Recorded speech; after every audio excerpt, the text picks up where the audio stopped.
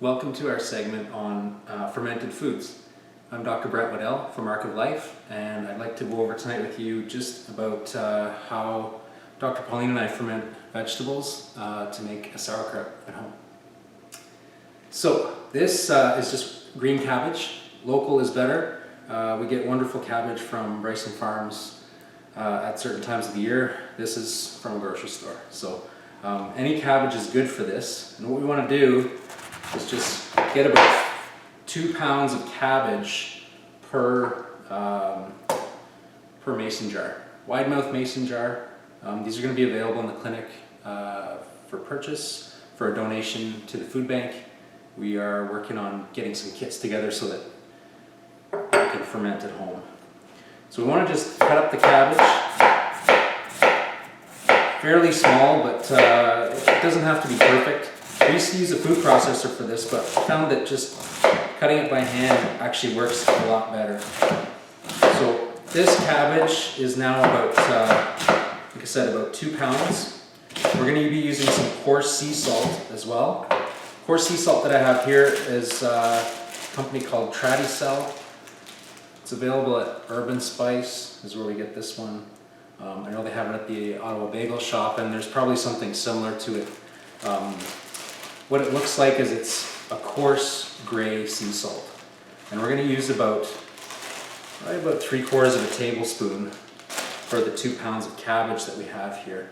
Whenever we're measuring coarse sea salt, we want to have a generous measure. Okay, so that's the gray coarse sea salt. I'm just going to put that in the bowl, and we can start adding our cabbage. Really simple, just only a few ingredients make this wonderful probiotic rich food that's going to help with digestion, gut flora, gut health. People spend a lot of money on things like probiotics and yogurt with probiotics in them. It's a bit of a scam as far as the yogurt and other things that have probiotics added to them. It's never as good as getting them from your food source, actually. Fermented foods are widely used in so many cultures because they have so much beneficial gut flora, bacteria to offer. So we're going to add all this stuff into our bowl here. And what we want to start doing is just sort of massaging it. So this is going to take a little while. I've actually got some prepared already, but really if you can just work on really compressing it, mixing it in with the sea salt, compressing some more. You're going to do this for about 10 to 15 minutes to begin with. Let it sit at room temperature for maybe another 10-15 minutes, and then go back to it. What you're going to want to see is whenever it's ready for putting in the jar, adding spices to, it's going to look like this. So you can see this is the same amount of cabbage. This is really compressed down quite a bit. And what we want to see is some good liquid in the bottom there. So that's the actual only liquid that's involved. There's no water added to this or anything. It all comes from the salt bringing it out of the cabbage. Okay.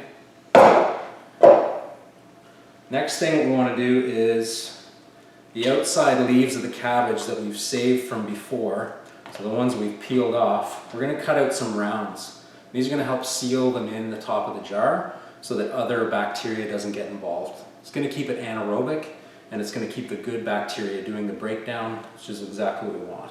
Okay. So the way to do that, just a regular wide mouth mason lid. We're going to set it right on the top of the cabbage like that, and then just with a small paring knife or tomato knife I have here, you're just going to work around it like that. Perfect round every time. Okay. You don't have to get too fancy with this. It's really just to seal it off from the air, but if it's in that round shape, it fits really nicely in the top of the jar. Okay. Next we have here, these are just 2 of the spices we like to use at home here. On the right I have juniper berries, not too many, maybe about a teaspoon for about 2 pounds of cabbage. And then on the left is caraway seeds, so really classic sort of flavors for a sauerkraut. You don't want to have too many. You really want to have just a lot of cabbage to flavor your sauerkraut. So we're just going to add those in. Again, about a teaspoon of juniper berries, and then maybe a teaspoon and a half of caraway seeds. Okay, that's what it looks like all combined in there. And again, we're just gonna mix this up really quickly here, and then we can start getting ready to put it into our jars. Okay, so the cabbage is really nice and wet, and it's just like I said, it's all come out of the vegetable itself. There's no water added to this at all. We purchased these kits with an airlock and everything. They come from a company called Perfect Pickler, which is pretty funny, but they have a great system and it works really well. So this is a fermenting airlock, so you might see this if you've ever made your own beer or something at home. This is just going to snap onto the top of that wide mouth lid. The next component we have here is just a small overflow cup. So that's going to sit down in the brine on top of these rounds. Then we're going to screw this whole contraption together. It's going to keep the air out and allow the bacteria to do its work in an anaerobic environment. Okay? So I'm going to start packing this into the jar here. And again, whenever we're doing this at home, usually the kids are running around helping us. It's really a fun sort of event for the family. My 3-year-old, she likes to get involved with this as well. She knows all the ingredients, and she loves to help out for sure. So it's a bit of fun. So we're really going to pack that down in there. Okay, and you'll see the water will start to come up.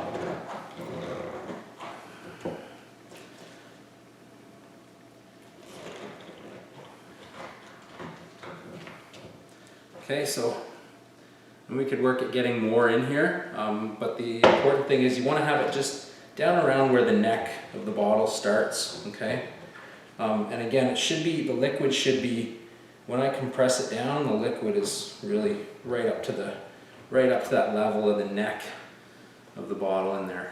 Okay, so I'm going to take a couple of these rounds that we've prepared, and I'm just going to press them down into the top of that jar. Again, the more time we take with this, just kind of keeps things sealed off and in the right sort of state for that fermenting to happen. Okay, brine overflow cup goes in on top there, and then the airlock just sort of closes the whole thing off on there. Okay, I'm going to add some water to my airlock, and again, it's not much water needs to happen in there. It's really just to keep any of the air out. The carbon dioxide that's going to escape from the fermenting is so. There we go. That is one kit ready to go. The sauerkraut's going to take about 4 days on the counter at 70 degrees. If it's a little bit warmer in your house, it might take a little bit less time. This will start to bubble. Usually nothing overflows out if you filled it properly. Maybe a little bit of trial and error. We always put it in some kind of a tray just to keep the mess contained. There shouldn't be any smell from it either, so it's clean, it's easy to do. The sauerkraut, once it's fermented, is probably going to last about 6 months in your fridge. So it keeps really well, and again, it's a rich source of probiotics that come from a local source. Excellent for digestion, excellent for a whole bunch of other,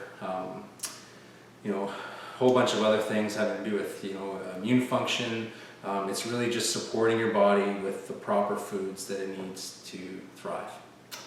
So I hope you enjoyed this segment. Let us know if you have any comments below, and good luck with your fermenting.